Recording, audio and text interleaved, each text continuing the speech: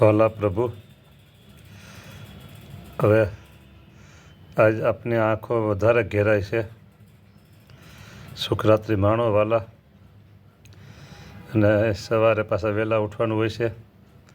વહેલા પોઢો. હવે ભક્તો દર્શન કરવા આવ્યા છે, એ બધાને દર્શન આપી અને તમે હવે સુખરાત્રિ માણો.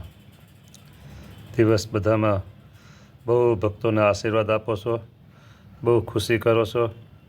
આજ તો બાળ મુક્તોને પરીક્ષા હતી, એને બધાને તમે ખૂબ ખુશ કર્યા, બધાને રાજી કર્યા, આશીર્વાદ દીધા અને બધાને સારા પેપર લખાવ્યા. એ બધાને ફોન આવતા હતા દયાળુ આપની ઉપર.